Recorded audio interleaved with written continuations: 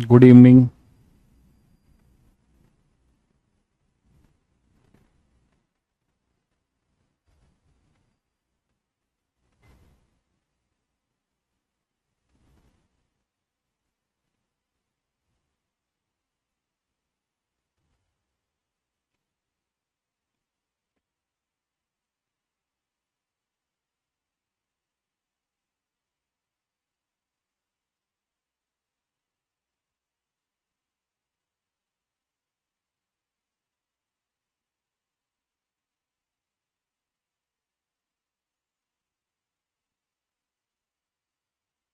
राहुल, सृष्टि, आलेख, अभिषेक, सभी को गुड इवनिंग। यश, गुड इवनिंग। नहीं, कोई डिफरेंस नहीं है। मॉड्यूल और सीट एक ही है। जो पीडीएफ आपके पास है वही है पूरा। हो गया क्वेश्चन? चलो बढ़िया है।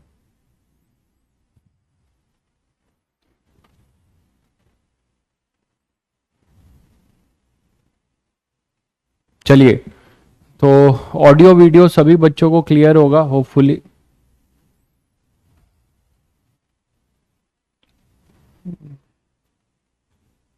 थर्टियथ जुलाई का जो सिलेबस है, 30 जुलाई का सिलेबस में क्या रहेगा? पिछली बार तो आप लोग का करंट तक आ ही गया था।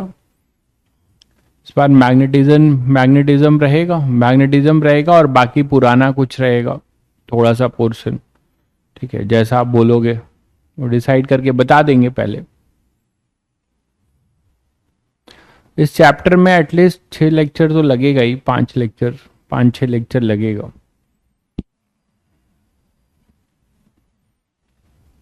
चलिए स्टार्ट करते हैं। तो अपना नेक्स्ट जो टॉपिक है वो है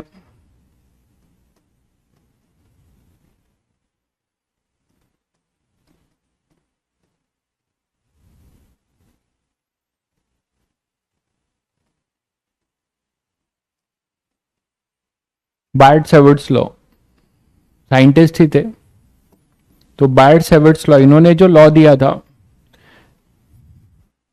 इन्होंने क्या बोला था? देखिए, अभी तक हमने क्या पढ़ा? अभी तक हमने ये पढ़ा कि जो भी कोई मूविंग चार्ज है उसका इन्फ्लुएंस देखा हमने एक्सटर्नल मैग्नेटिक फील्ड के वजह से, जो आपको फोर्स लगाएगा। ठीक है, अब नेक्स्ट अपने पास क्या है कि अगर कोई करंट कैरिंग वायर है, वो अगर किसी एक्सटर्नल मैग्नेटिक फील्ड में था, मतलब अभी तक हमने करंट कैरिंग वायर और मूविंग चार्ज का एक्सटर्नल मैग्नेटिक फील्ड के वजह से क्या फोर्स लग रहा था, क्या टॉर्क लग रहा था, ये सब देखा। लेकिन हमने स्टार्टिंग में ही मैंने आपको बता चुका हूं, ठीक है, कि हमारा जो मूविंग चार्ज है, करंट अगर फ्लो कर रहा है किसी वायर में, मतलब उसके अंदर चार्ज मूव कर रहा है, तो moving charge has to influence around its surrounding. क्या क्या? एक इलेक्ट्रिक फील्ड भी होता है और एक मैग्नेटिक फील्ड। तो मूविंग चार्ज खुद भी जो है क्या करेगा? एक मैग्नेटिक फील्ड क्रिएट करेगा। और उसी मैग्नेटिक फील्ड को हम यहां पे अब देखने जा रहे हैं कि कोई करंट कैरिंग एलिमेंट का, ठीक है, कुछ करंट कैरिंग एलिमेंट का जो अपना मैग्नेटिक फील्ड होगा, ठीक है, जो अपना मैग्नेटिक फील्ड होगा, उस पर बात करने जा रहे हैं। तो बायट सेवर्ट्स लॉ में हम यही बात करेंगे कि कोई करंट कैरिंग एलिमेंट है, उसका अपना मैग्नेटिक फील्ड क्या होगा। तो मान लो जैसे कि अपने पास कोई भी एक वायर है,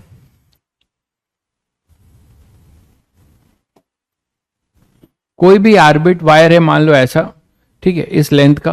अब हमें क्या चाहिए कि इसमें से कोई भी, अगर मैं डीएल सेक्शन कट करता हूं, तो इस डीएल सेक्शन का मुझे मैग्नेटिक फील्ड चाहिए, और कितनी डिस्टेंस पे चाहिए? यहां पर कहीं पर हमें इसका मैग्नेटिक फील्ड चाहिए। ठीक है, और ये जो करंट कैरिंग वायर है, इसमें करंट जो फ्लो हो रहा है, ऐसे फ्लो हो रहा है।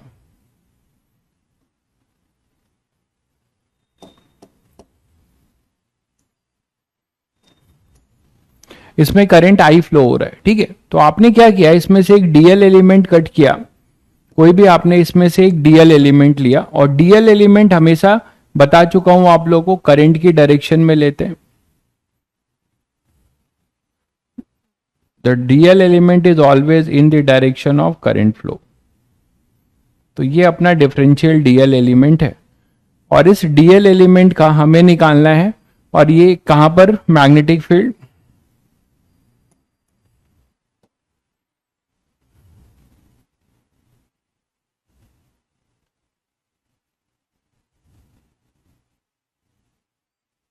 ये मान लो अपना डीएल एलिमेंट है, ठीक है, और ये आर वेक्टर है। आर वेक्टर क्या है अभी मैं डिफाइन कर देता हूं। ये पी पॉइंट है। क्या हो रहा है?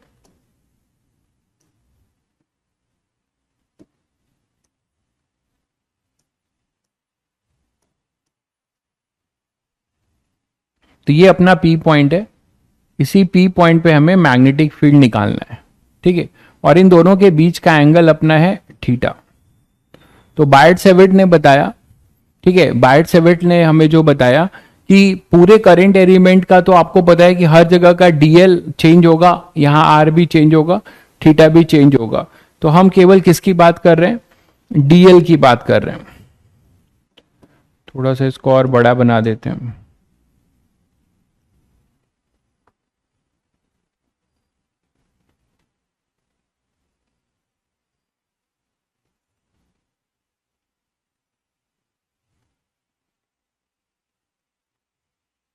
थोड़ा सा बड़ा बना दिया जिससे आपको समझ में आ जाए। ये पूरा डीएल वेक्टर है अपना, ठीक है। तो अकॉर्डिंग टू बायट-सैविट्स लॉ जो डीबी होगा, मैग्नेटिक फील्ड डीबी, वो लिखा जाएगा mu naught I upon 2 pi, mu naught I upon 4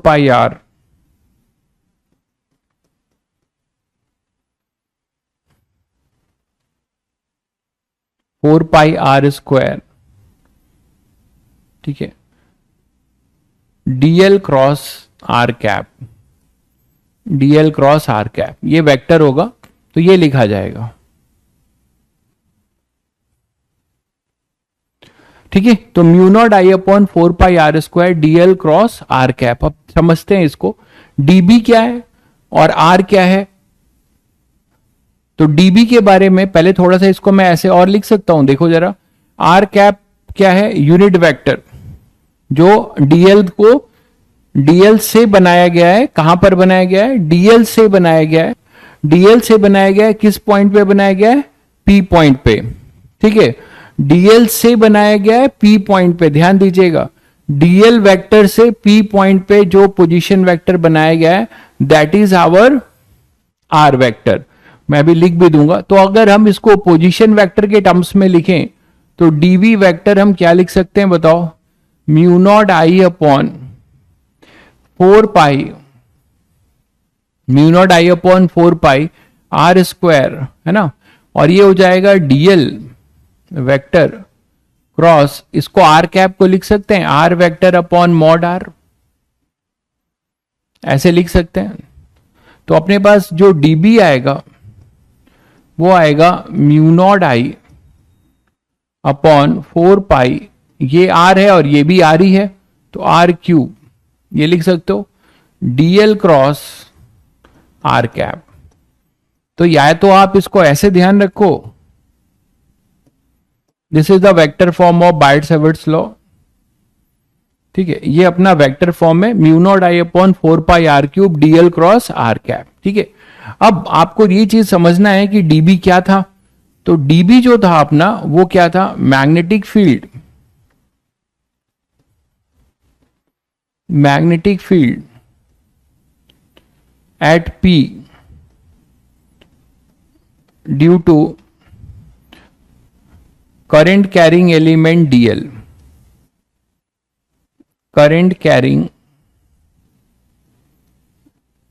element DL. ये सभी बच्चों को समझ में आया कि केवल जो डीएल लेंथ का जो स्मॉल लेंथ हमने कट किया है वो है डीबी, और वो इस डीएल का हम मैग्नेटिक फील्ड निकाल रहे हैं कहां पर? पी पॉइंट पे। दूसरी इंपॉर्टेंट बात कि जो आर है क्या है? आर वेक्टर क्या है? It is the position vector. यहां भी लोग बहुत गलती करते हैं। It is the position vector from DL to the point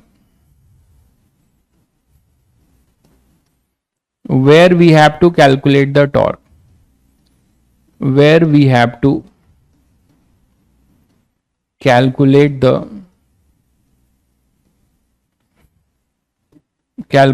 torque. तो हमेशा ध्यान रखिएगा कि जो पोजीशन वेक्टर है वो हमारा उल्टा नहीं होगा, P से dl की तरफ नहीं है, हमारा कहां से कहां पे है, dl से P की तरफ है। ठीक है, चलिए नेक्स्ट अपने पास जो एंगल थीटा है उसकी जरूरत पड़ेगी जब आप क्रॉस करोगे। तो थीटा क्या है, एंगल बिटवीन,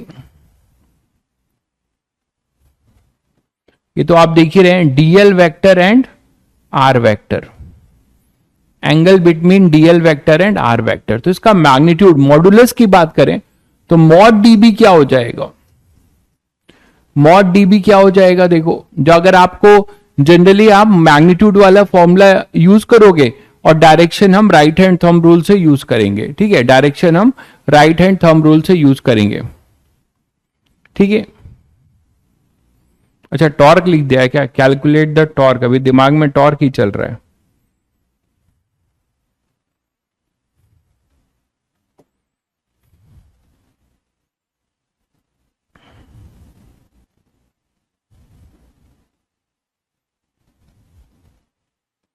ठीक है, और थीटा के बारे में तो आपको यहां मैं बता देता हूं, तो mu naught I upon 4πr³, और ये इसे जब ब्रेक करोगे तो क्या आएगा, dl r, और इन दोनों के बीच का एंगल है dl और r वेक्टर का थीटा। तो क्या लिखोगे, यहां क्रॉस में क्या आता है सबको पता है, साइन थीटा।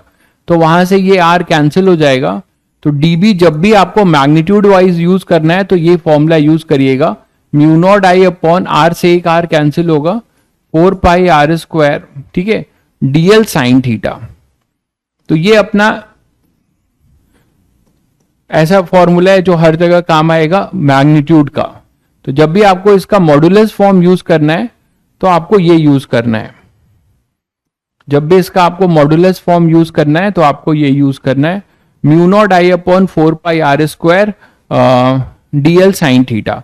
अब देखिए ये म्यू नॉट क्या है, जैसे आपने वहां पर एप्सिलॉन नॉट पढ़ा था मीडियम की प्रॉपर्टी, जैसे अपने एप्सिलॉन नॉट पढ़ा था मीडियम की प्रॉपर्टी, उसी तरीके से म्यू नॉट है जिसको हम बोलेंगे, आगे पढ़ेंगे भी मैग्नेटिज्म में, प्रॉपर्टी ऑफ मैग्नेटिज्म, मैग्नेट जब पढ़ रहे होंगे तो परमियाबिलिटी कहते हैं। तो अभी फिलहाल आप इतना जानिए कि ये क्या है अपना, ये अपना क्या है, मीडियम की प्रॉपर्टी है जिसको परमियाबिलिटी कहते हैं, म्यू नॉट, यस परमियाबिलिटी कहते हैं।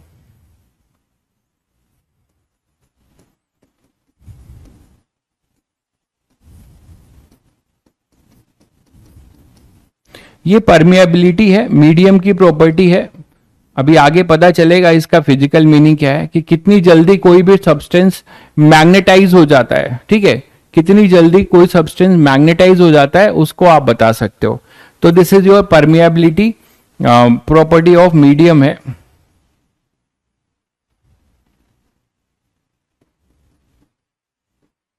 अभी आप इतना जानिए, कांस्टेंट है अभी आपके लिए। अच्छा सभी बच्चे बताएंगे म्यू नॉट अपॉन 4π का वैल्यू क्या है, म्यू नॉट अपॉन 4π का वैल्यू, कौन सा आर मिस हो गया, कोई आर मिस नहीं हुआ है भाई, आर ये लिखा हुआ है, ये आर और ये r³ कैंसिल होके r² है, कुछ मिस नहीं हुआ है। म्यू नॉट अपॉन 4π की वैल्यू बता दीजिए।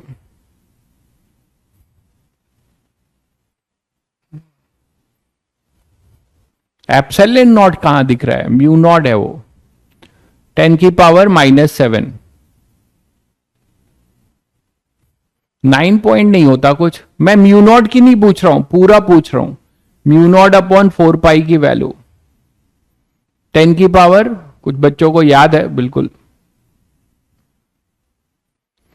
नहीं नहीं कुछ भी लिखे जा रहे हो तुम लोग।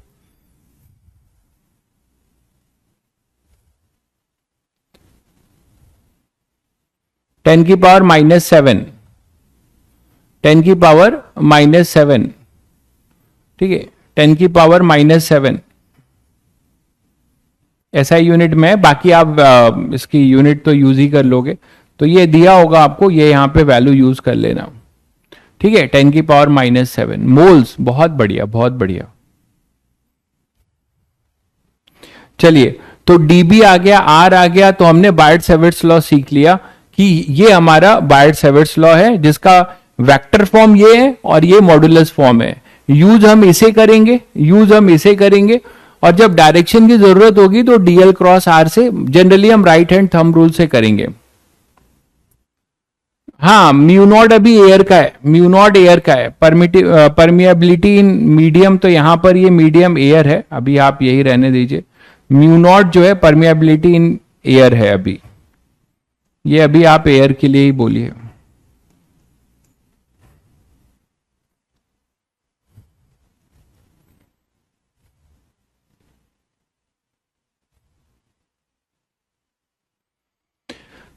अब इसके एप्लीकेशन पे आते हैं बायट-सैवर्ट्स लॉ के।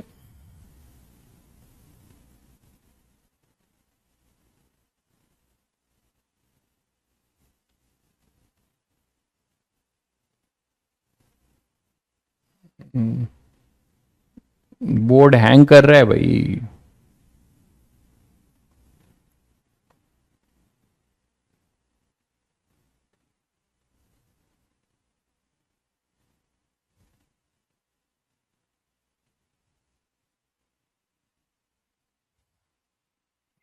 तो इसके एप्लीकेशन पे आते हैं। उससे पहले दो तीन बातें बहुत जरूरी हैं जो आपको ध्यान में रखनी है। पहला क्या है, देखो, आपने अभी देखा कि डीएल क्रॉस आर ये क्या देगा, डायरेक्शन। डायरेक्शन, तो कभी भी आपको डायरेक्शन अगर नहीं समझ में आ रहा है तो, अच्छा, डीएल वेक्टर आपको क्या है पता है, इट इज ऑलवेज अलोंग, किस तरफ लोगे, always along the direction of,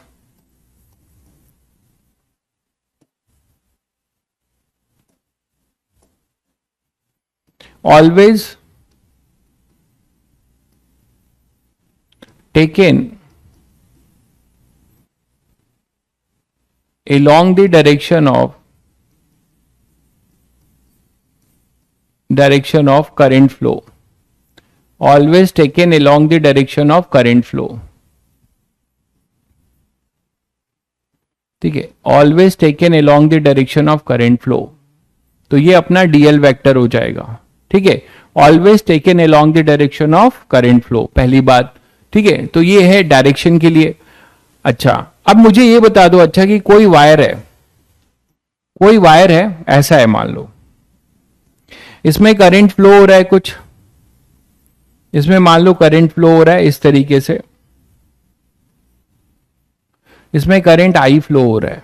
ठीक है, मैं अगर आपसे बोलता हूं कि यहां पे कोई पी पॉइंट है, अलोंग द, जिस लाइन के अलोंग करंट फ्लो हो रहा है उसी लाइन के अलोंग, मतलब जो करंट का जो फ्लो होने की जो डायरेक्शन है उसी के अलोंग अपने पास एक पी पॉइंट है, तो मैं पूछूं कि इसके वजह से क्या होगा मैग्नेटिक फील्ड, तो सभी बच्चे बता सकते हैं इसके वजह से मैग्नेटिक फील्ड क्या होगा, इस पी के लिए या यहां पर इस क्यू के लिए, एक क्यू है यहां पर। ठीक है, तो इस पी और क्यू के लिए मैग्नेटिक फील्ड क्या होगा, इस वायर के वजह से बिल्कुल जीरो होगा।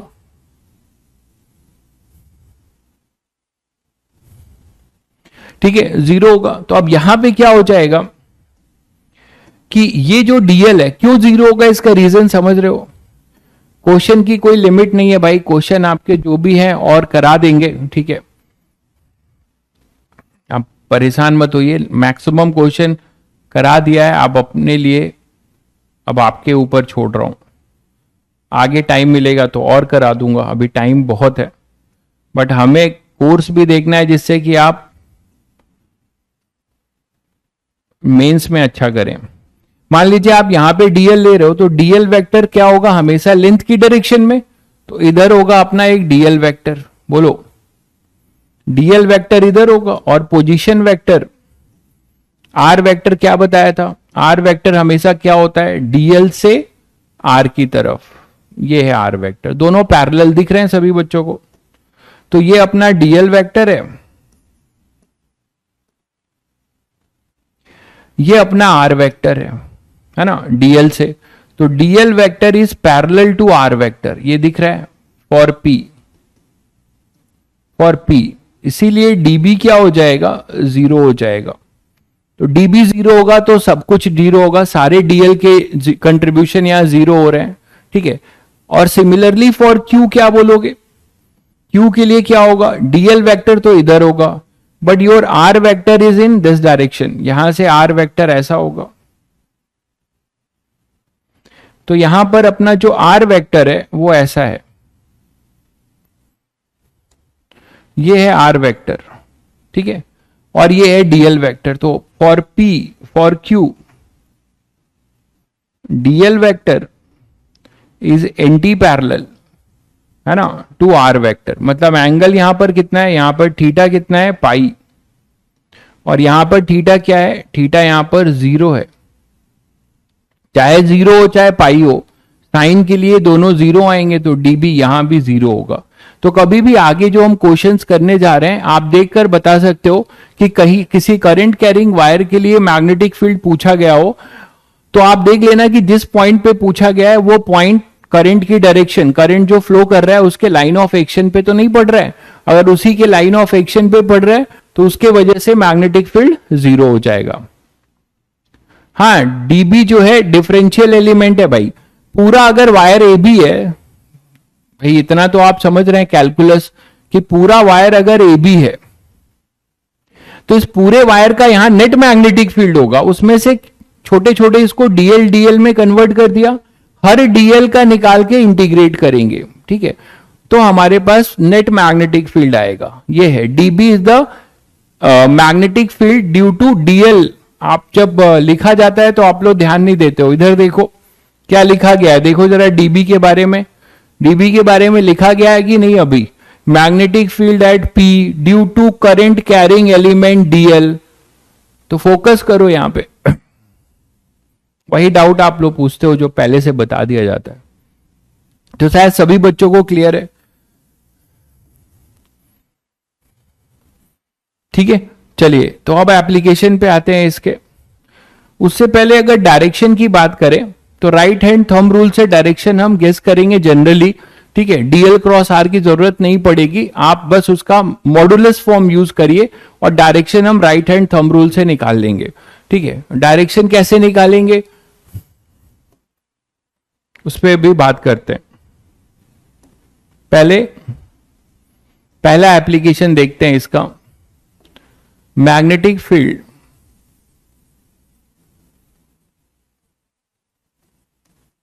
ड्यू टू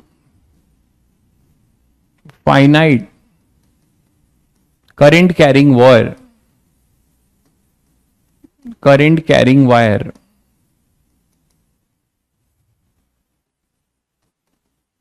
है ना, एट एनी पॉइंट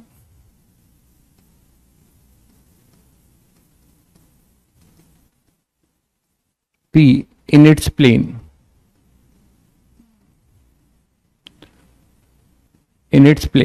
ठीक है। तो हम कहां पे निकालना चाह रहे हैं, इसका मैग्नेटिक फील्ड निकालना चाह रहे हैं एक वायर का, फाइनाइट वायर का हम मैग्नेटिक फील्ड निकालना चाह रहे हैं, और कहां निकालना चाह रहे हैं,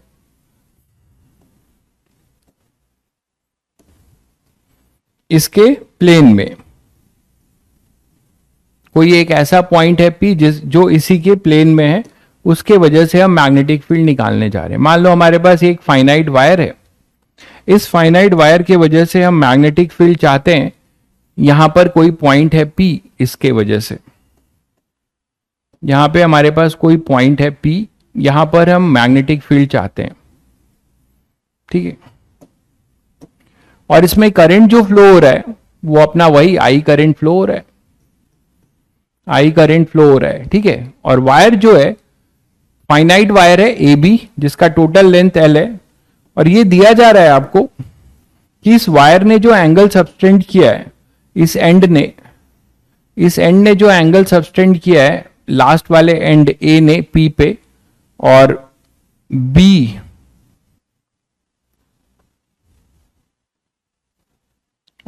ने जो एंगल सबटेंड किया है, ये दोनों आपको दिया जा रहा है, ये एंगल,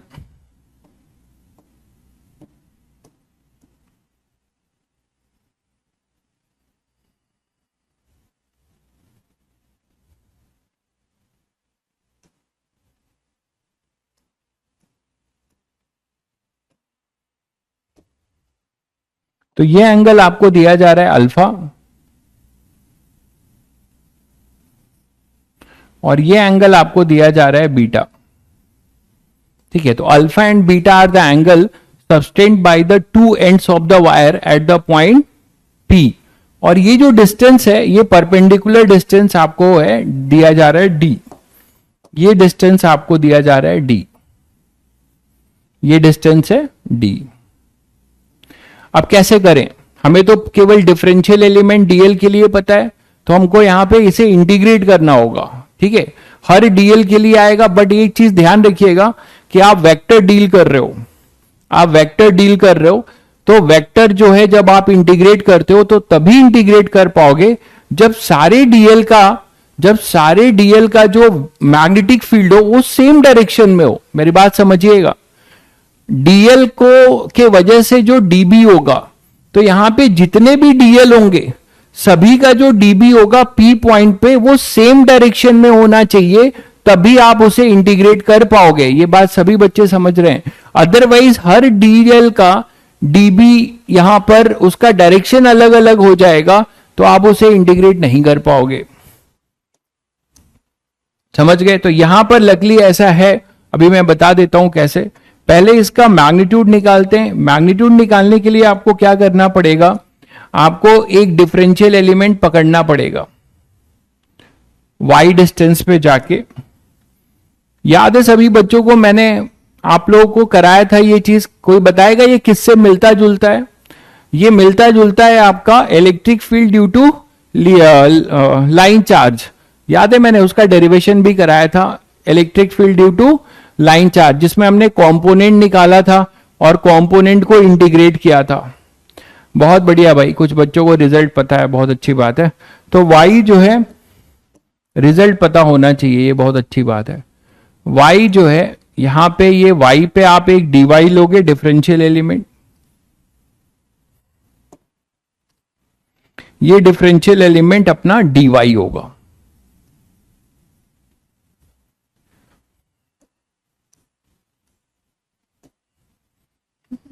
y पे जाके आप एक dy का डिफरेंशियल एलिमेंट लेंगे, लेकिन यहां पे एक चैलेंज आपको मिलने वाला है। वो चैलेंज ये कि जैसे आप y पे जाओगे तो यहां एंगल भी चेंज हो रहा होगा। देखो, ये एंगल अगर आप y से थोड़ा और आगे बढ़ गए तो ये एंगल जो है, अगर कुछ थीटा आपने माना होगा तो थीटा से डी थीटा हो जाएगा।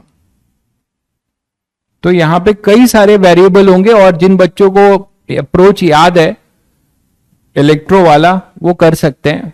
ये अपना होगा थीटा, और थीटा पे ये होगा डी थीटा। मतलब हम y से, देखिएगा, जैसे जैसे हम y से dy गए तो वैसे ये थीटा से क्या चेंज हो गया, एंगल भी चेंज होता जाएगा, ये हो जाएगा डी थीटा। ठीक है, टोटल एंगल आपको दिया हुआ था, ये एंगल टोटल आपको अल्फा दिया हुआ है, ये एंगल आपको टोटल अल्फा दिया हुआ है, ये टोटल एंगल अल्फा आपको दिया हुआ है। ठीक है, अब देखिए कैसे कर रहे हैं। तो केवल अगर आप डीबी को मैं यहां बना के दिखाऊं तो आपको ज्यादा समझ में आने वाला है। ये dy था, ठीक है, और इस dy का हम निकालना चाह रहे हैं P पॉइंट पे। ये है अपना P पॉइंट, देखो। तो इस P पॉइंट पे हम क्या निकालना चाह रहे हैं, इसका मैग्नेटिक फील्ड। किसके वजह से? केवल dy के वजह से, dy लेंथ के वजह से, है ना। तो dy लेंथ की वजह से आप बताएंगे क्या लिखने वाले हैं आप। यहां पे आप मुझे बता दीजिए जरा कि क्या एंगल होगा। dl क्रॉस r आप लिखते हैं, r कहां लेंगे? यही चीज मैंने आपको अभी बताया था, जिसको यूज करना है आपको। जो r वेक्टर होगा वो r वेक्टर कैसा होगा, इस तरीके से। r वेक्टर ऐसा होगा भाई, ये ध्यान रखिएगा। मैंने बताया था हमेशा dl से p की तरफ, तो बहुत लोग इसमें भी मिस कर जाते हैं, गलती करते हैं। ये अपना आर वेक्टर होगा,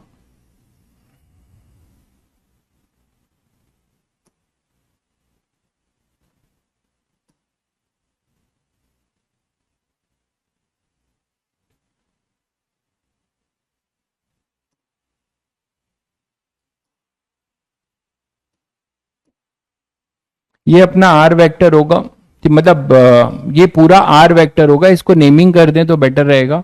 इसको ओ बोल रहा हूं, इसको ए बोल रहा हूं, ठीक है। तो एक तरीके से ये ए है और ये पी है, तो आर ए पी वैक्टर है ना, ये अपना क्या हो जाएगा, आर वेक्टर। ये होगा आर वेक्टर, ध्यान रखिएगा। स्टाइलस थोड़ा काम नहीं कर रहा है। आर वेक्टर ये हो जाएगा। और ये अपने पास थीटा था, तो एंगल जज करिए, एंगल क्या हो जाएगा, ये एंगल थीटा था, ठीक है। तो इन दोनों के बीच का ये एंगल कितना हो जाएगा, सब लोग गेस कर पा रहे हो। ये अपना थीटा है तो ये भी थीटा होगा और ये 90 होगा।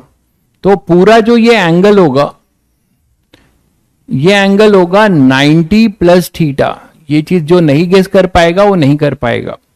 90 प्लस थीटा, ठीक है, 90 प्लस थीटा होगा। ये क्लियर है सभी को। तो यहां पर हमने क्या किया है कि किसी dy के लिए अब हम मैग्नेटिक फील्ड का मैग्नीट्यूड लिखने जा रहे हैं। आप डायरेक्शन के लिए टेंशन मत लेना, ठीक है, डायरेक्शन अभी करेंगे। तो db क्या लिखोगे, db क्या लिखोगे, mu naught I upon 4 pi R square, ये r है, इसका r स्क्वायर। और क्या होगा, dl की जगह dy है यहां, तो dy साइन थीटा, बोलो। और ये थीटा ना होके क्या हो जाएगा, आप तो सब लोग समझ रहे हो कि भाई मॉडुलस फॉर्म किसी बच्चे को दिमाग में नहीं है तो फिर एक बार देख ले। ये देखिए modulus form, mu naught I upon 4 pi R square DL sine theta, दिख रहा है सभी को, mu naught I upon 4 pi R square DL sine theta. तो डीएल की जगह डीवाई हो गया और साइन थीटा की जगह क्या होगा, 90 प्लस थीटा। साइन थीटा की जगह पे क्या होगा, 90 प्लस थीटा। तो अपने पास क्या आ जाएगा, mu naught I upon 4 pi R square DL sine 90 plus theta. Clear है सभी बच्चों को। तो यहां से डीबी हम अभी मैग्नीट्यूड निकाल रहे हैं, केवल डायरेक्शन बता रहा हूं अभी कैसे करेंगे, 4 पाई आर स्क्वायर। बट यहां अभी भी बहुत सारे चैलेंजेस हैं। डीएल सभी वेरिएबल है, साइन 90 प्लस थीटा क्या लिखोगे, 90 प्लस थीटा है, ठीक है। तो क्या हो जाएगा, अरे ये तो बता दो, इसमें भी सोच रहे हो, इसको क्या लिखोगे, अरे ये बता दो यार। तो ये भी सोचना पड़ रहा है तुम लोगों को। तो यहां पे अपने पास क्या हो जाएगा, कॉस थीटा, ठीक है। और डीएल के जगह पे डीवाई लिख दीजिए, हम लोग डीवाई लेके चल रहे हैं, ठीक है। ये छोटी छोटी बातें डेरिवेशन में जो कभी कभी न्यूमेरिकल में भी यूज होती हैं, तो इसको ध्यान रखिएगा। यहां तक आ गए, लेकिन यहां पे अब प्रॉब्लम क्या है, आर भी वेरिएबल है, डीवाई भी, सबको हमें किसका फंक्शन बनाना पड़ेगा, थीटा का फंक्शन बनाना पड़ेगा। हमें इसको थीटा का फंक्शन बनाना पड़ेगा, ठीक है। तो बना लेते हैं थीटा का फंक्शन। कौन सी बड़ी चीज है आपके लिए, थीटा का फंक्शन आप बना लोगे इस ट्रायंगल से, ठीक है। कैसे, इस ट्रायंगल में ये आपको डी दिया हुआ है, क्या हो रहा है अजय,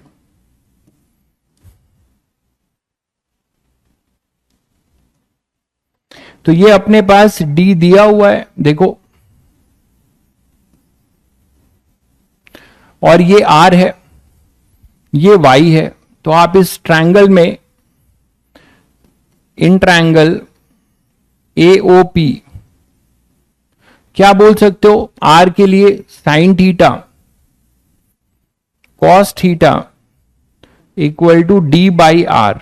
तो आर क्या हो जाएगा, ये सब आपने इलेक्ट्रो में किया था अगर याद आ रहा होगा तो, डी हो जाएगा, आर हो जाएगा डी सेक थीटा, आर हो जाएगा डी सेक थीटा, बोलो भाई, आर हो जाएगा डी सेक थीटा। क्लियर है। अच्छा, अब अगर हम y और r में एक रिलेशन निकालें, क्योंकि हमें रेट मेजर निकालना है, तो tan थीटा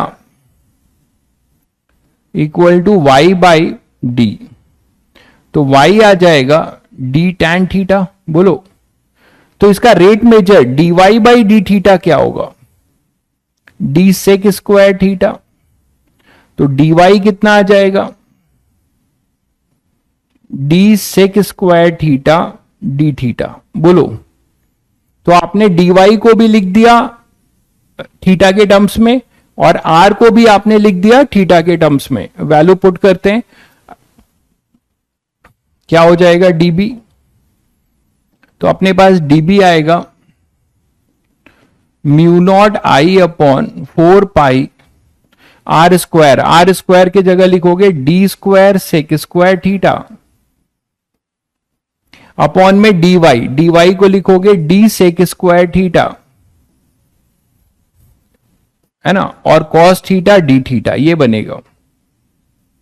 जिसमें से अच्छी बात यह है कि ये कट जा रहा है, तो आपको db बहुत सिंपल इंटीग्रेशन आ रहा है, mu naught I upon 4 pi D square, है ना,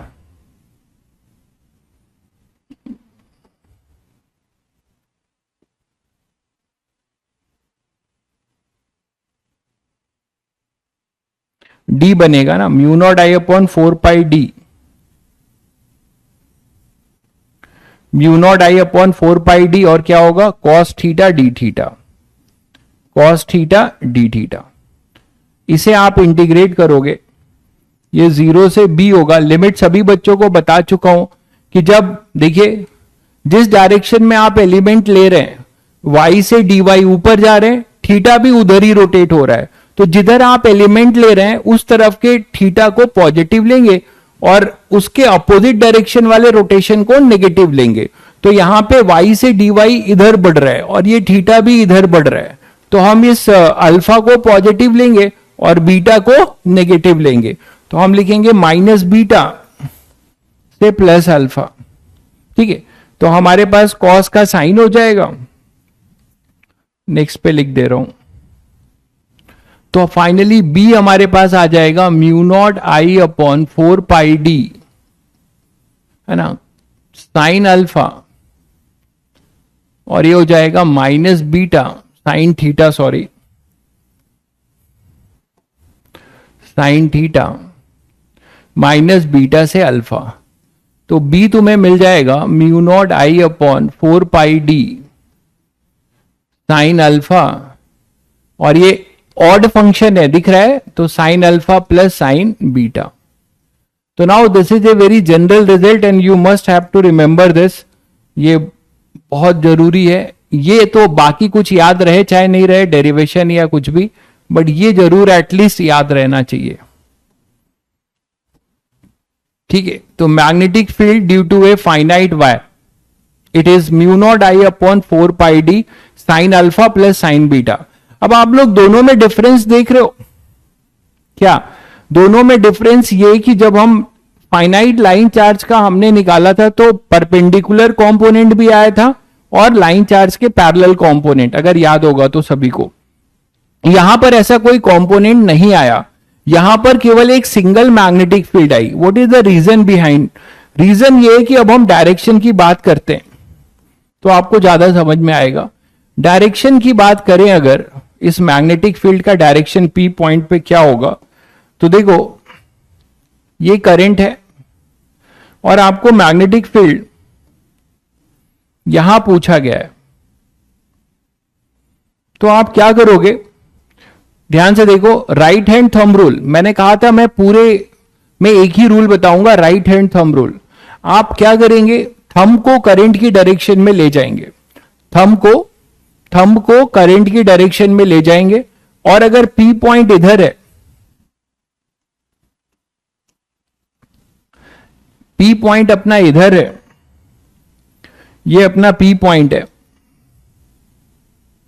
ना, तो थंब को करंट की डायरेक्शन में ले जाइए डीएल के तरफ, मतलब करंट की डायरेक्शन में, और इस पी पॉइंट की तरफ कर्ल करिए फिंगर को। ये ब्लैक बोर्ड के अंदर जाता हुआ दिख रहा है, इसका मतलब यहां पे मैग्नेटिक फील्ड जो होगा वो क्रॉस में होगा, मैग्नेटिक फील्ड जो यहां पर होगा पी पॉइंट पे, इसके वजह से वो क्रॉस में होगा, मतलब वो प्लेन के परपेंडिकुलर होगा, प्लेन के, बहुत बढ़िया भाई बहुत बढ़िया, प्लेन के परपेंडिकुलर होगा, इसीलिए हमें उसका कोई कंपोनेंट नहीं मिला, हमें सिंगल एक वैल्यू मिलती है ये वाली, हमें इसका कंपोनेंट नहीं मिला। दैट इज द रीजन कि हमें थंब को राइट हैंड में थंब को करंट की डायरेक्शन में, और जिस डायरेक्शन में पॉइंट पी है उस तरफ फिंगर को कर्ल करिए इस तरीके से, ये इनवर्ड जा रहा है तो इस प्लेन के परपेंडिकुलर होगा, मतलब इनवर्ड।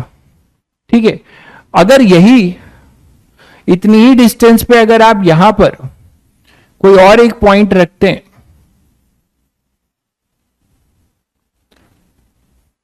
इतनी ही डिस्टेंस पे कोई यहां पर एक आप और कोई पॉइंट रखते हैं, देखिएगा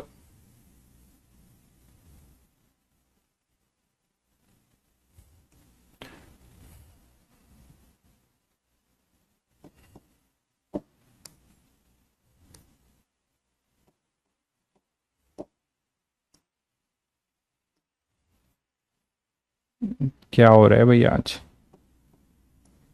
मामला गड़बड़ है आज।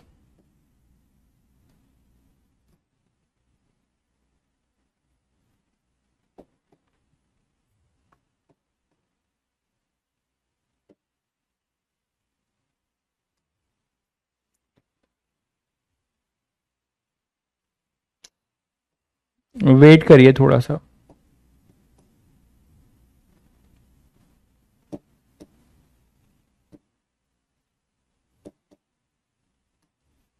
इरेजर सेलेक्ट नहीं हो रहा है।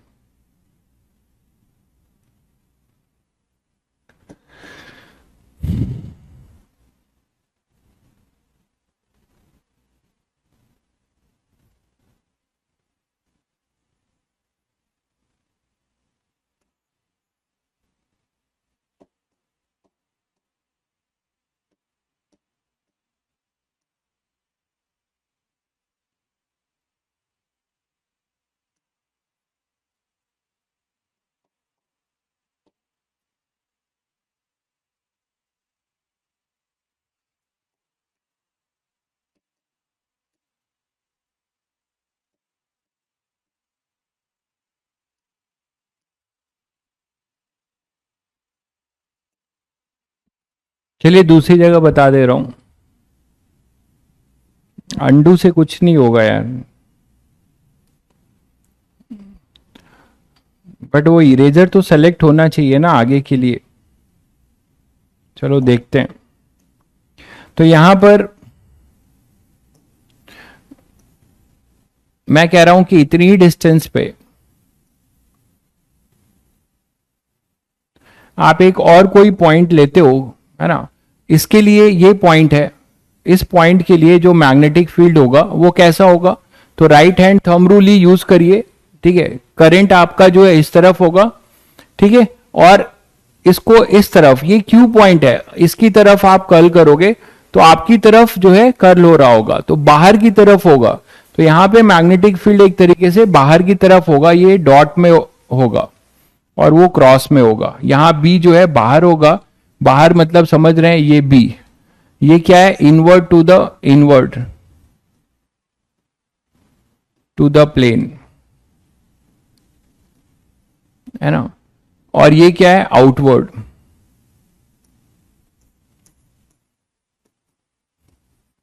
Outward to the plane. अब देखो ध्यान से कि ऐसा तो नहीं है कि केवल यही दो पॉइंट होंगे, ऐसे आप आर डिस्टेंस, आपने एक पर्टिकुलर आर डिस्टेंस लिया है मान लीजिए, तो इस आर डिस्टेंस पे ऐसे बहुत सारे पॉइंट होंगे पूरे सर्कल में जो रेडियल डिस्टेंस पे होंगे, मतलब मेरा आपसे यह कहना है कि ऐसे जो है हमारे पास बहुत सारे पॉइंट मिलेंगे।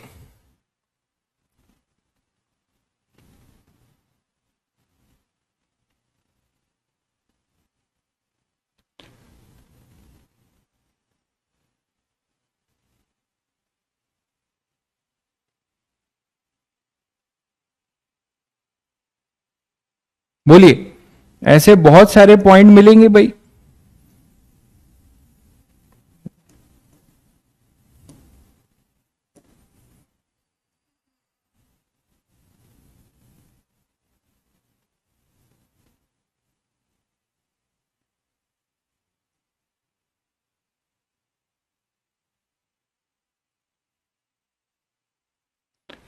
तो ऐसे बहुत सारे पॉइंट मिलेंगे जो यहाँ पे आर डिस्टेंस पे होंगे, ये तो सब लोग समझ रहे होंगे। और इन सब पे जो मैग्नेटिक फील्ड होगी यहाँ पे इनवर्ड है, मतलब ऐसे है इनवर्ड, और यहां पे है आउटवर्ड, ठीक बात है। लेकिन बाकी जगह पे क्या होगा, बाकी जगह पे भी इसी तरीके से होगा, ऐसे टेंजेंट, और इसके डायमेट्रिकली अपोजिट एक यहां पर होगा।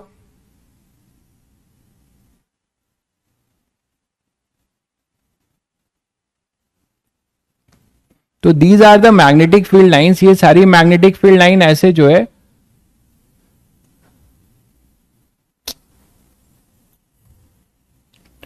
तो ये मैग्नेटिक फील्ड लाइंस जो है सारी इस तरीके से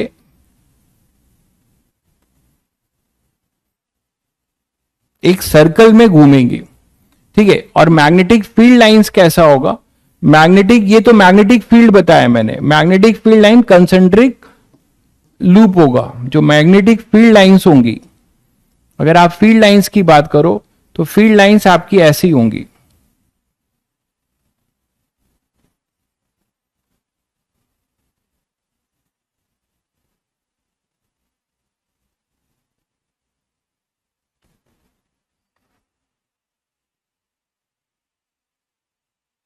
ठीक है। तो मैग्नेटिक फील्ड लाइंस जो होंगी वो आपकी इस करंट कैरिंग वायर के वजह से ऐसी होंगी।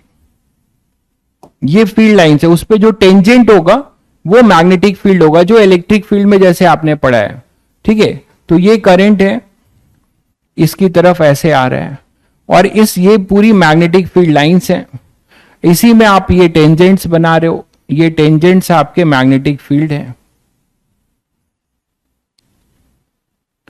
शायद समझ गए होंगे सभी लोग, ठीक है। तो मैग्नेटिक फील्ड लाइंस में ये टेंजेंट होगा और कंसेंट्रिक होगा, ठीक है, कंसेंट्रिक होगा, ये कंसेंट्रिक होगा।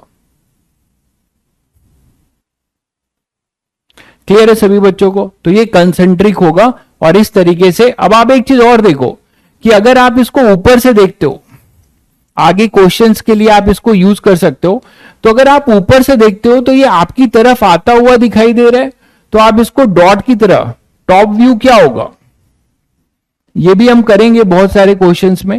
तो टॉप व्यू में आप इसको ऐसे दिखा सकते हो, बोलो टॉप व्यू इसका देखोगे तो आप इसको ऐसे दिखा सकते हो, आपकी तरफ आता हुआ दिखाई देगा, तो इसको डॉट की तरह दिखा सकते हो, ठीक है। क्वेश्चन में हम ऐसा यूज करेंगे आगे। तो ये डायरेक्शन की बात है और ये है अपना मैग्नीट्यूड। यहां तक सभी बच्चों को क्लियर हो गया होगा, यहां तक सभी बच्चों को क्लियर हो गया होगा, ठीक है। आगे बढ़ते हैं।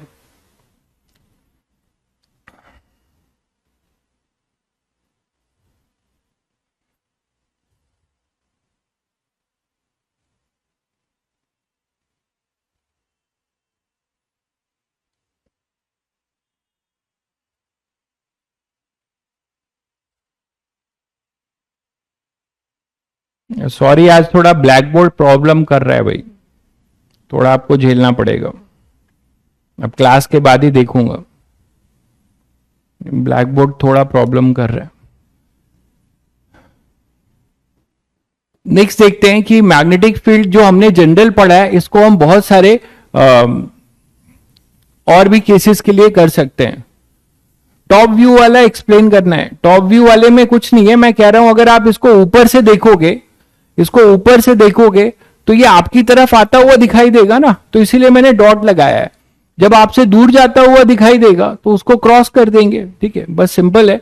यहां से देखोगे तो आपकी तरफ आता हुआ दिखाई देगा वो, इसीलिए मैंने डॉट लगा दिया है, ठीक है। मतलब वायर को पूरा ना बनाकर क्रॉस डॉट बना दूं, मतलब वो समझ रहे हैं कि उस प्लेन के परपेंडिकुलर करंट फ्लो कर रहा है। कुछ स्पेशल केसेस देख लें, ये भी बहुत जरूरत पड़ती है। लिख भी नहीं पा रहा हूं मैं ढंग से। बी जो है वो होगा mu naught I upon 4πd, और ये अभी आपने देखा sign alpha plus sine beta, ठीक बात है। अब मैं कह रहा हूं कि इसमें स्पेशल केस क्या है कि अगर इनफाइनाइट वायर है ना, पहला केस है case of infinite wire, case of infinite wire. तो अगर इनफाइनाइट वायर लेते हो तो इस इनफाइनाइट वायर के लिए बहुत आसान है आपके लिए, बस एंगल बदल देना है आपको। आपको बस एंगल बदल देना है और तो कुछ नहीं करना है भाई। अच्छा, सभी बच्चों को पता है कि इनफाइनाइट का मतलब फिजिक्स में क्या है? मैंने बताया था आपको, क्या है बताइए। इनफाइनाइट का मतलब क्या है फिजिक्स में? ये इंफिनिटी तक जा रहा है मान लो, तो यहां पे फिजिक्स में इंफिनिटी का क्या मतलब है? फिजिक्स में इंफिनिटी का मतलब क्या है?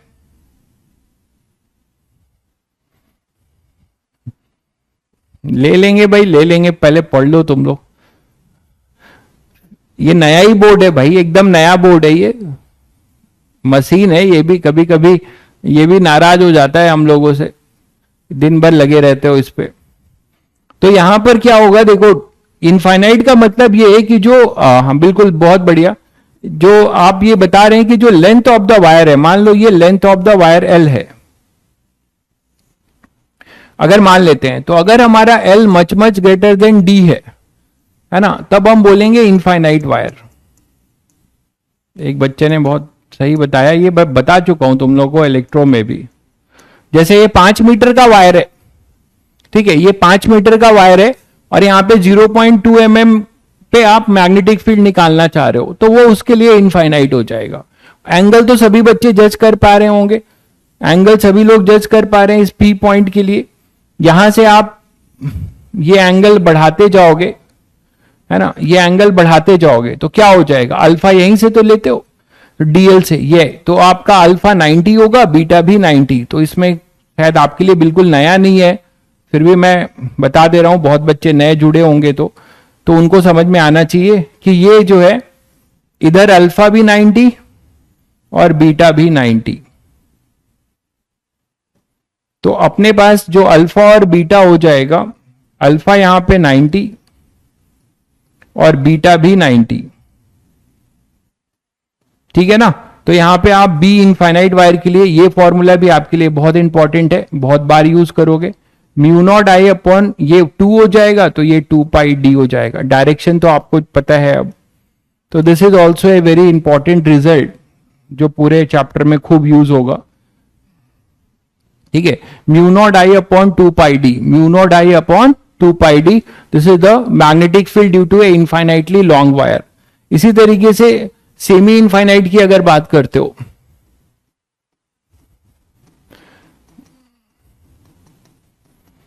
सेमी इनफाइनाइट वायर, तो अगर सेमी इनफाइनाइट का मतलब ये हुआ कि आप हाफ कट कर दे रहे हो, बाकी इनफाइनाइट है। पी पॉइंट यहां पर है और ये एक्सटेंडेड है, करंट ऐसा है मान लो, ये डिस्टेंस डी है। डी के बारे में मत भूलिएगा, बहुत बच्चे ये मिस कर जाते हैं, डी के बारे में मत भूलिएगा। डी क्या है, डी अपना क्या है, डी जो है, डी परपेंडिकुलर डिस्टेंस है, हमेशा ध्यान रखना, डी जो है परपेंडिकुलर डिस्टेंस है। तो ये क्या हो जाएगा, यहां के लिए आप देखो कि जो बीटा है, यहां देखो बीटा जो है पी पॉइंट का परपेंडिकुलर डिस्टेंस आर से पोजीशन वेक्टर है, तो ये तो बीटा 0 हो जाएगा और अल्फा जो है, अल्फा अपना 90 होगा। ये सभी बच्चे समझ पा रहे हैं कि नहीं? यहां पर अल्फा जो होगा वो तो 90 है, ठीक है। पी से आप इस एंड को जोड़ोगे और इसी पी से इसको जोड़ोगे जो डी के पैरेलल है ना, जो डी है भाई, जो डी है उसी से आप ये लाइन खींचोगे बीटा के लिए, तो डी के पैरेलल हो जाएगा, तो बीटा यहां 0 होगा, बिल्कुल बीटा यहां पर 0 होगा, ठीक है। तो इसके लिए आपका जो फॉर्मूला बनता है वो बन जाएगा B equal to mu naught I upon 4 pi D. तो ये सब रिजल्ट प्लीज जरूर याद रखिएगा, क्योंकि बहुत ज्यादा अभी यूज होगा क्वेश्चंस में धड़ाधड़। तो ये अपने पास है magnetic field due to semi infinite, magnetic field due to semi infinite, ठीक है।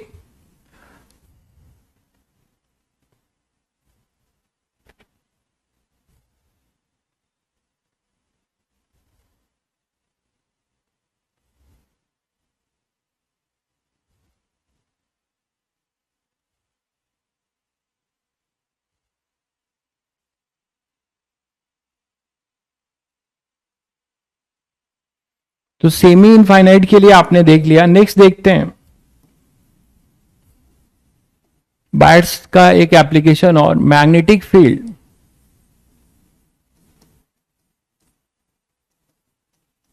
ठीक है, at the centre of A current carrying arc.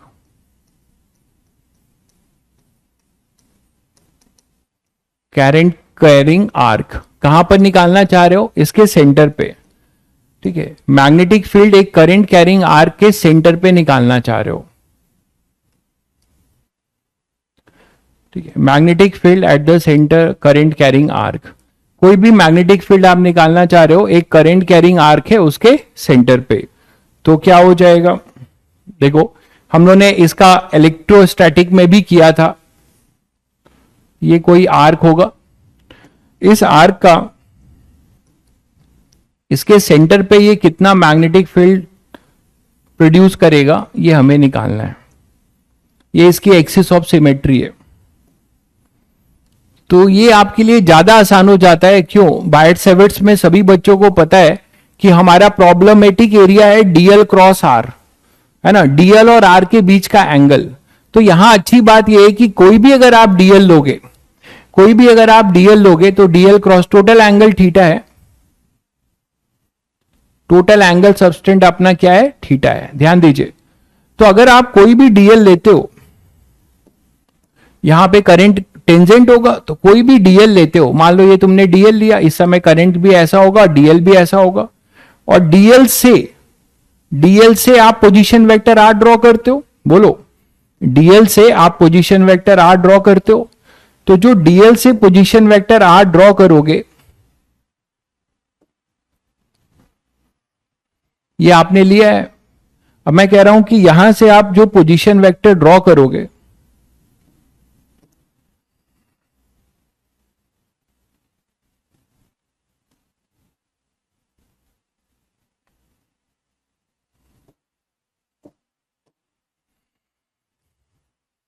यहां से जो आप पोजीशन वेक्टर ड्रॉ करोगे,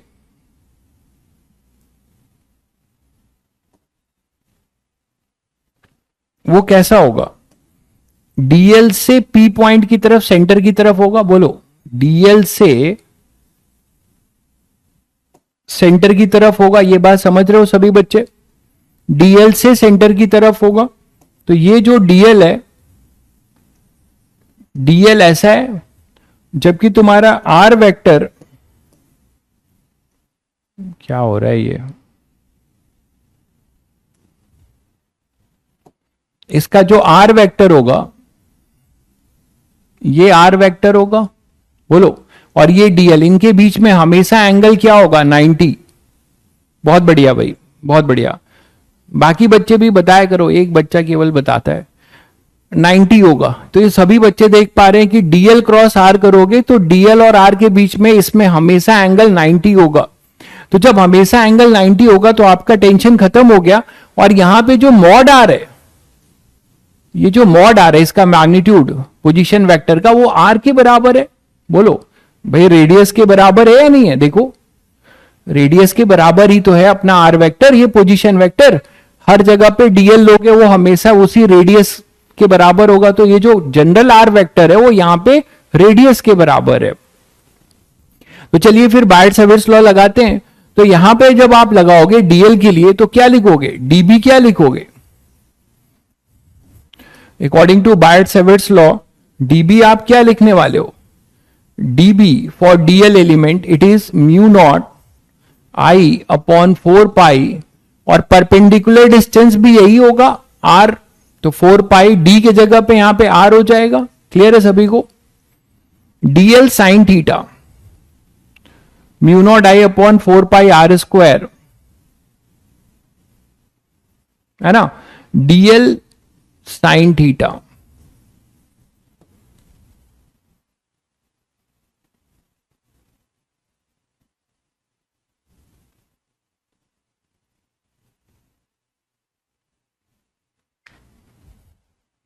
ध्यान दीजिएगा। और मैं यहां पर मान लीजिए जो मैंने ये डीएल लिया है, ये फाई पे लिया है, और थोड़ा सा और आगे बढ़ोगे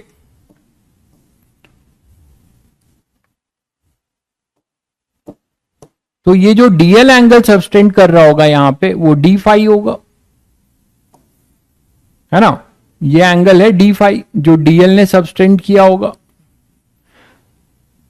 तो आप डीएल को और क्या लिख सकते हो, आर डी फाई, इसमें किसी को कोई दिक्कत। डीएल को क्या लिख सकते हो, आर डी फाई, तो डीएल को आर डी फाई लिख दो। और इन दोनों के बीच का एंगल अपना ये थीटा अभी अभी डिस्कस किया हम लोगों ने 90 है, तो यहां पे मैं लिखूंगा साइन पाई बाई 2। ये पहले क्लियर है कि नहीं सभी बच्चों को।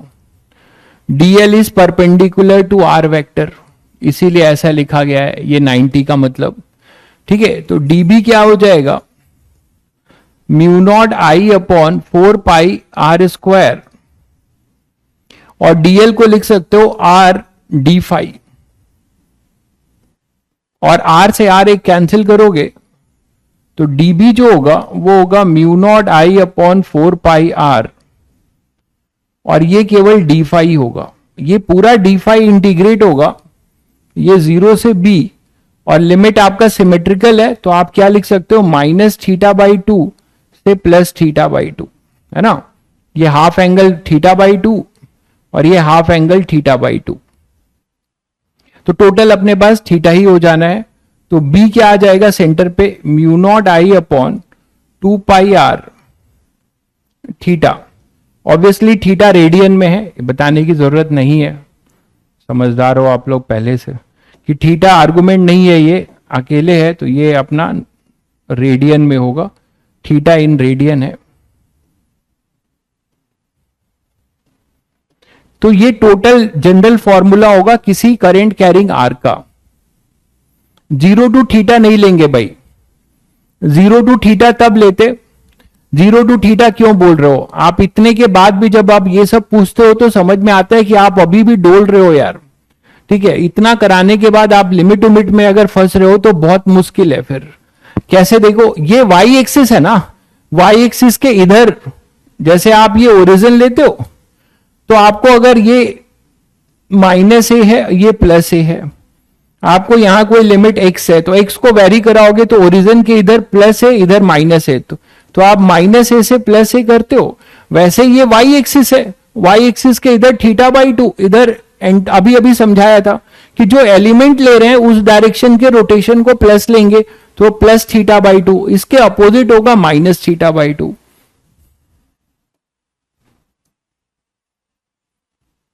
अच्छा ये 2 पाई लिख दिया क्या, हाँ ये 4 पाई होगा, थीटा बाई 2, थीटा बाई 2 ये तो थीटा हो जाएगा, ये 4 पाई ही होगा बिल्कुल।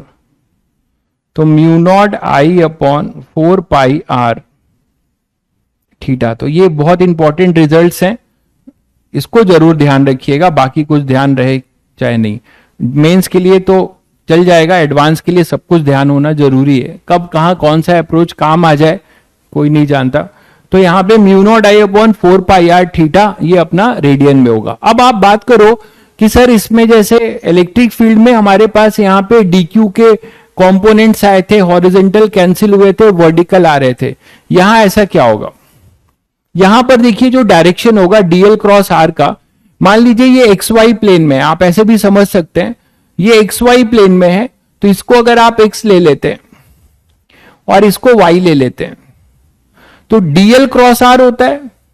तो डीएल क्रॉस आर करेंगे मतलब ये आई कैप, जिन बच्चों को ऐसे समझना है, और ये जे कैप, तो I cross J, DL cross R, देखिए ये डीएल है और डीएल को आर की तरफ घुमा दीजिए तो डीएल क्रॉस आर इनवर्ट जा रहा है, तो मैग्नेटिक फील्ड इनवर्ट होगी, ऐसे समझ सकते हैं डीएल क्रॉस आर से। तो आई क्रॉस जे हो जाएगा माइनस के कैप, आई कैप क्रॉस जे हो जाएगा माइनस के कैप, मतलब यहां सभी की मैग्नेटिक फील्ड इनवर्ट जा रही होगी, यहां नेट मैग्नेटिक फील्ड इनवर्ट होगी, बी जो है अपना इनवर्ट होगा, ठीक है, ऐसे समझ सकते हो।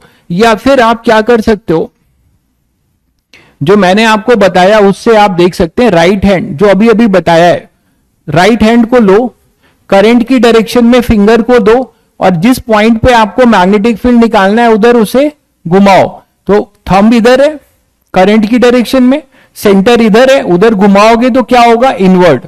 ठीक है, तो लूप में बहुत आसान होता है, लूप में तो बहुत ही आसान है। लूप में एक रूल की तरह भी याद रख सकते हो कि अगर लूप में करंट एंटी क्लॉकवाइज है, देखिए लूप में करंट अगर क्लॉकवाइज है तो मैग्नेटिक फील्ड जो बी होगा वो इनवर्ड होगा, परपेंडिकुलर टू प्लेन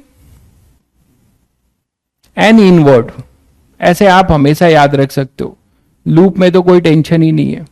या आप राइट हैंड को यूज करिए, थंब इधर है, थंब की डायरेक्शन में करंट, इसको सेंटर की तरफ घुमाइए, इधर जा रहा है तो मैग्नेटिक फील्ड इधर होगा। ठीक है, ऐसे भी ध्यान रख सकते हो। अगर यही जो है एंटी क्लॉकवाइज है तो एंटी क्लॉकवाइज में क्या दिख रहा है, ये थंब इधर है करंट की डायरेक्शन, और इस तरफ करेंगे तो पाम आपकी तरफ है, देखिए ये करंट है, और इस तरफ करेंगे तो पाम आपकी तरफ खुल रहा है, आपकी तरफ। तो अब आपको क्या मिलने जा रहा है, यहां पर जो होगा वो डॉट में होगा, यहां मैग्नेटिक फील्ड डॉट में होगी, ठीक है, और यहां पर क्रॉस में होगी। तो ये आप बोल सकते हैं perpendicular to plane and outward. तो आप केवल करंट के ओरिएंटेशन को देख के बता पाओगे डायरेक्ट। एंटी क्लॉकवाइज है तो प्लेन के परपेंडिकुलर आउटवर्ड, क्लॉकवाइज है तो प्लेन के परपेंडिकुलर और इनवर्ड। कहां पर आर कैंसिल हो जाएगा भाई, कहां आर कैंसिल हो जाएगा, ये आर है और ये आर स्क्वायर है, तो एक आर बच जाएगा। कहां कैंसिल हो जा रहा है, ध्यान दो, कहां कैंसिल हो जा रहा है।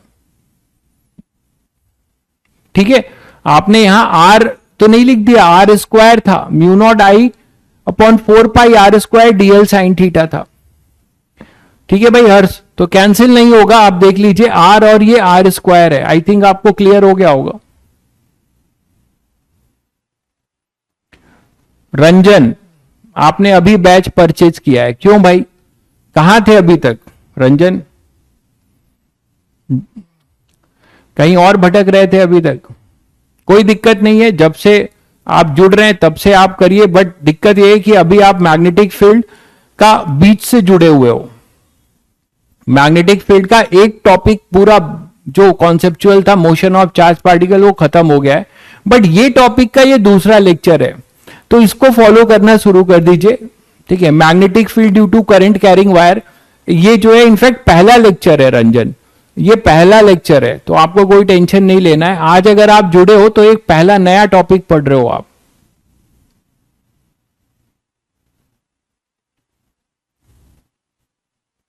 आर कैंसिल हो जाएगा, बार बार आप बोल रहे हो, कहां कैंसिल, नहीं समझ पा रहा हूं। डीएल क्रॉस आर से भी आर आएगा, तो वो लिख तो दिया है मेरे भाई, आप यहां देखो ना। नहीं नहीं, आप, मैंने वेक्टर नहीं लगाया, आप समझ गए आप कहां परेशान हो रहे हो। देखिए मैंने वेक्टर फॉर्म नहीं लगाया, एक तो आज ये बोर्ड भी साथ नहीं दे रहा है।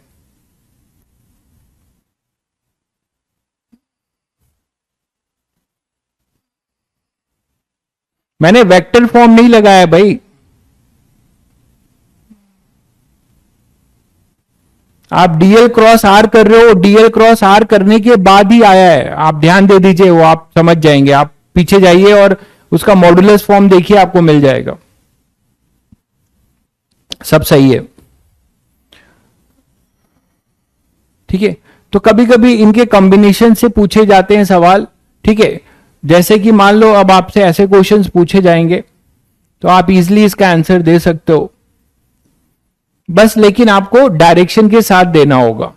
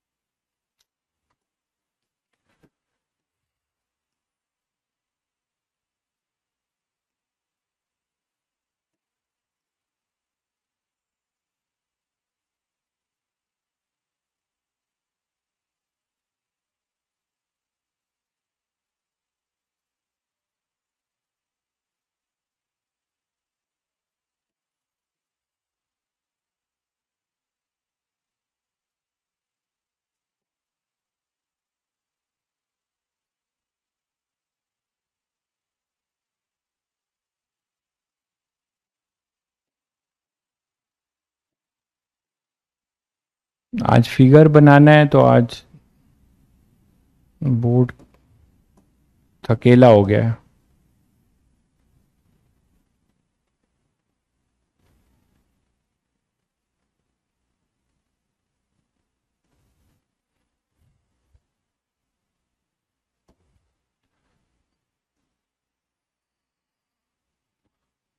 चलिए, राइजिंग सन है, राइजिंग सन है भाई,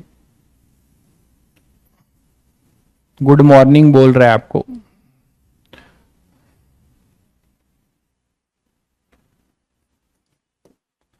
ये सी है, रेडियस आर है, ये इंफिनिटी से आ रहा है, ये भी इंफिनिटी से जा रहा है, आ रहा है। ठीक है, तो यहां पे नेट मैग्नेटिक फील्ड क्या होगा इस करंट कैरिंग वायर का? सभी बच्चे तुरंत इसका आंसर दे सकते हैं।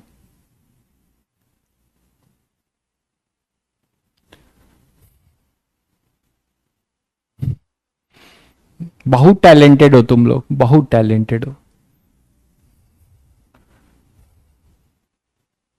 हाँ, बचपन में जब ड्राइंग, मुझे भी याद आ गया, मैं केवल ड्राइंग में यही जानता था, जो सिनेरी बनानी होती थी तो उसमें मुझे बस यही दिखता था, ऐसे बना दो और यहां पे और लाइन लगा दो। ठीक है, खैर तुम लोग आंसर बता दो। आंसर सभी बच्चे बता पाएंगे इसका क्या हो जाएगा?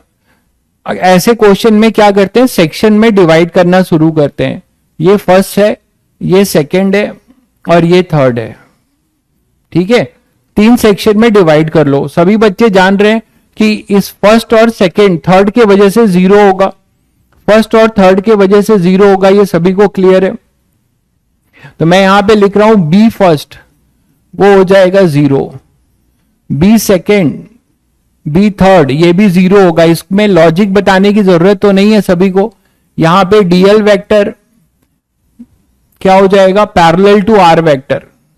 एक में पैरेलल टू आर वेक्टर है और एक में DL vector anti parallel to R vector है, तो ये अपना 0 हो जाएगा। ठीक है, केवल इस आर्क का होगा जो कितना एंगल सबटेंड कर रहा है, 90 डिग्री। ठीक है, और आपका ये एक्स वाई प्लेन लिया जा रहा है, तो वेक्टर में हमें लिखना है, वेक्टर में आदत डालना है। तो इसका हो जाएगा B due to second vector, वो हो जाएगा mu naught I upon 4 pi R into theta, angle subtend वो है पाई बाई 2।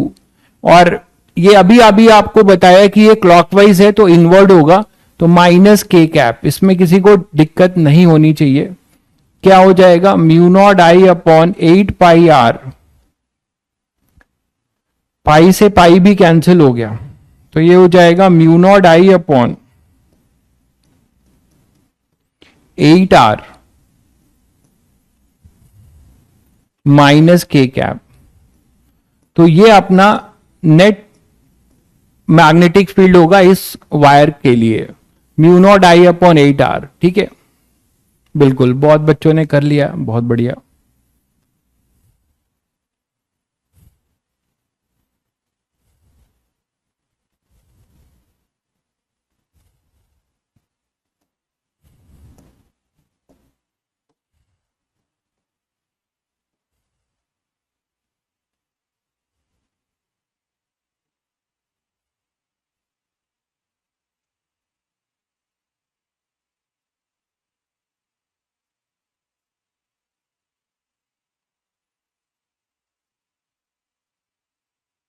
नेक्स्ट मान लीजिए कि कभी कभी 2 लूप होंगे, जैसे ऐसा है,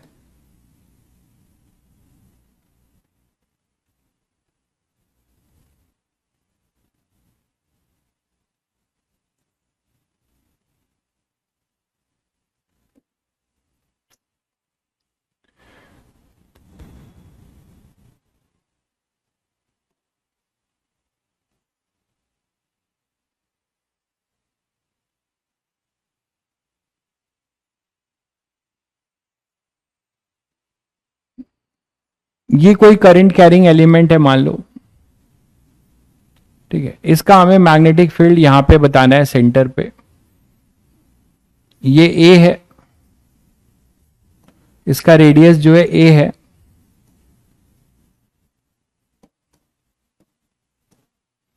ये इसका रेडियस ए है, और इसका रेडियस यहां पर b है। ठीक है, तो मैग्नेटिक फील्ड हमें बताना है, जल्दी जल्दी लिखते जाओ सब लोग। प्लेन एक्स वाई ले लेना, प्लेन एक्स वाई ले लेना, हमें फाइंड, और करंट आई ले लेना, फाइंड बी एट सी।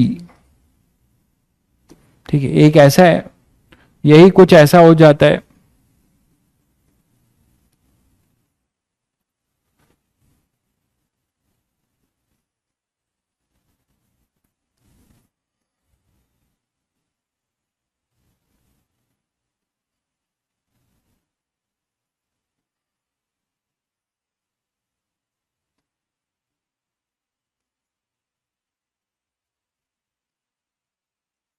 ठीक है, इसमें भी आई ले लेना, तो बी एट सी इजिली कर लोगे। ठीक है, इजिली कर लोगे सभी बच्चे। क्या हो जाएगा, इसका रिजल्ट लिखने जा रहा हूं मैं डायरेक्ट। इसको आप दो सेक्शन, कितने सेक्शन में बांट रहे हो, फर्स्ट, सेकेंड, थर्ड और फोर्थ, जिसमें सभी बच्चे देख रहे हैं कि B due to first equal to B due to third, ये जीरो होने जा रहा है। एक्सप्लेनेशन की जरूरत तो नहीं है। ठीक है, इसके लिए बता दो, इसके लिए क्या हो जाएगा, थर्ड के लिए और फोर्थ के लिए। तो थर्ड के, सेकेंड के लिए हो जाएगा vector mu naught I upon 2 pi B. Semi circle है, याद करो, तो सेमी सर्कल है तो 4 पाई डी है ना, 4 पाई बी, और एंगल हो जाएगा फाई हो जाएगा पाई। तो अपने पास कितना हो जाएगा, mu naught I upon 4 pi B into total angle subtended, total angle subtended अपने पास कितना है, पाई। तो ये हो जाएगा 4 पाई, और आर के जगह बी होगा, और टोटल एंगल सबस्टेंट पाई होगा, और एंटी क्लॉकवाइज है तो माइनस के कैप होगा। ठीक है, तो पाई से पाई कैंसिल हो जाएगा, mu naught I upon 4 B minus K cap, ये आएगा अपना बी सेकेंड। इसी तरीके से बी फोर भी बता सकते हो, बी फोर्थ बता सकते हो सभी लोग। इसके लिए प्लस हो जाएगा, और ये आएगा म्यू नॉट आई अपॉन 4 ए के कैप। ये भी पाई एंगल ही सबस्टेंड करेगा, ये भी पाई एंगल ही सबस्टेंड करेगा। तो बी नेट जो हो जाएगा, इन दोनों का वेक्टर सम हो जाएगा। तो mu naught I upon 4 common ले लिया मैंने, और इधर आएगा 1 अपॉन ए माइनस 1 अपॉन बी, और ये के कैप। बोलो भाई, ये सभी बच्चों को क्लियर है। इसमें क्या हो जाएगा, इसमें भी बस उल्टा हो जाएगा, ये जुड़ जाएगा, है ना, ये बस जुड़ जाएगा। ये फर्स्ट है, ये अपना सेकंड था, ये थर्ड था, और ये फोर्थ था। तो इसमें आप अगर BC बोलोगे, मैं डायरेक्ट लिख रहा हूं, इसके दोनों के वजह से जीरो, इसके वजह से भी इनवर्ड, और इसके वजह से भी इनवर्ड। तो दोनों के वजह से इनवर्ड होगा, तो ये जुड़ जाएगा, और वो होगा mu naught I upon 4 1 upon A plus 1 upon B और माइनस के कैप। बोलो भाई, सभी को क्लियर है कि नहीं, सभी को क्लियर है, सभी को क्लियर है। ये बेसिक क्वेश्चंस हैं, बट ये सब जेई मेंस में कई बार पूछे गए हैं इस तरीके से।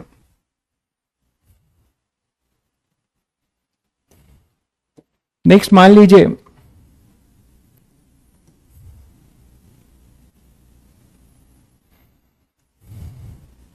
कोई, अगर मैं आपको ये स्क्वायर लूप दे देता हूं, इसका भी निकाल ही सकते हो, सेंटर पे मैग्नेटिक फील्ड।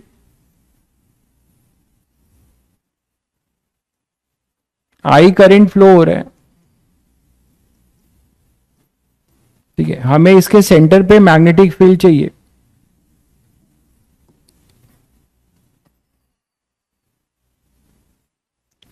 साइड ए है, साइड ए लेंथ का है, साइड अपना ए लेंथ का है, स्क्वायर है, ए ले लेना साइड, ठीक है। तो इजीली कर सकते हो, इसका मैग्नेटिक फील्ड क्या हो जाएगा एट सी। तो हमें निकालना है B at C, B vector at C. निकाल लोगे सब लोग, ठीक है, निकाल लोगे इसको भी। क्या हो जाएगा, किसी एक के लिए पकड़ लो, सबका डायरेक्शन सेम होगा, आप देख पा रहे हो। किसी भी साइड को देखो, ए बी सी डी, है ना। तो अब इस साइड के लिए, इस साइड के लिए ए बी को देख रहे हो अगर, तो ए बी के लिए परपेंडिकुलर डिस्टेंस क्या हो जाएगा, ए बी के लिए परपेंडिकुलर डिस्टेंस डी जो हमेशा होता है, वो अपना यहां पे हो जाएगा ए बाई टू। बोलो भाई, और ये एंगल अल्फा और बीटा कितना हो जाएगा, 45 और 45। तो ये आपके लिए आसान है, रेक्टेंगल होता तो थोड़ा और अच्छा होता, 45 हो जाएगा। तो आप डायरेक्ट कर सकते हो, यहां पर क्या हो जाएगा, इसके लिए भी इनवर्ट देखिए, डायरेक्शन देखिए, थंब को जो है करंट की डायरेक्शन में और सी की तरफ मोड़ो, तो ए बी के लिए इनवर्ट दिख गया सभी को, बीसी के लिए इनवर्ट, और सीडी के लिए, ये सीडी है, इसके लिए भी थंब की डायरेक्शन में, थंब को करंट की डायरेक्शन में सी की तरफ मोड़ रहे हो, इसके लिए भी इनवर्ट और इसके लिए भी इनवर्ट, सब इनवर्ट जा रहे हैं। तो एक का निकाल के 4 टाइम्स कर दो बिल्कुल। तो यहां पे क्या हो जाएगा, बी ए बी वो हो जाएगा अपने पास mu naught I upon 4 pi D, मतलब यहां पे a बाई टू डी के जगह पे लिखा जाएगा, और 2 साइन 45 डिग्री, 2 साइन 45 डिग्री, ठीक है। और डायरेक्शन हो जाएगा माइनस के कैप, ठीक है, अगर ये एक्स वाई प्लेन में है तो बी ए बी हो जाएगा म्यू नॉट आई, यहां 4 से 4 कैंसिल कर लीजिए, पाई ए और root two pi A minus K cap. ये एक सेगमेंट का आएगा, ये एक सेगमेंट का मैग्नेटिक फील्ड आएगा। तो बी नेट क्या हो जाएगा, बी एट सी, ये हो जाएगा 4 times of B A B, 4 times of B A B, that is 4 mu naught I upon √2 pi A minus K cap. इसको आप ऐसे भी लिख सकते हो, 2√2 mu naught I upon pi A minus K cap. बोलो भाई, इसको ऐसे भी लिख सकते हो, है ना, इसको ऐसे भी लिख सकते हो, 2√2 mu naught I upon pi A minus K cap. ये क्लियर है सभी को। चलिए,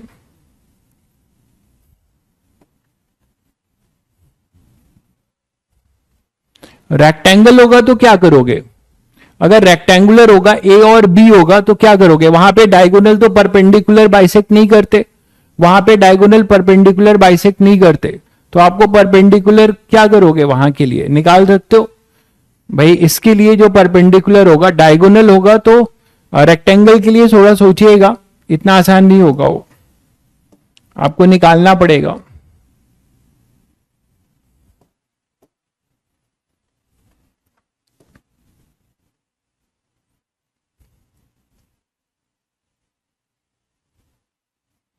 नेक्स्ट एक करिएगा,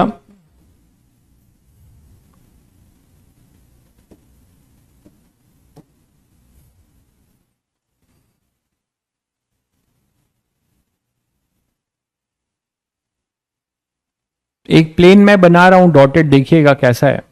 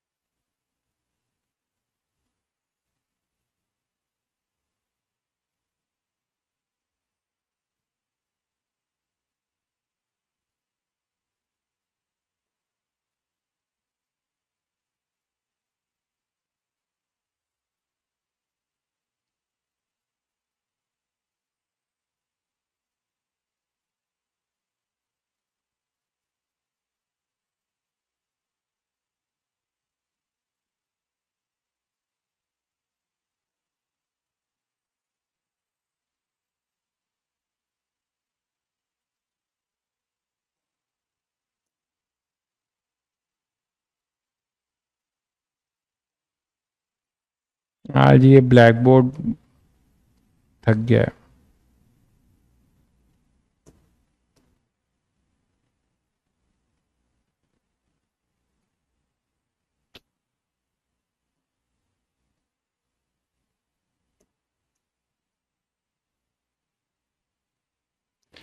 चलो अभी आज रहने देते हैं, ठीक है, कल करते हैं कंटिन्यू, ब्लैक बोर्ड को देखते हैं पहले, ठीक है।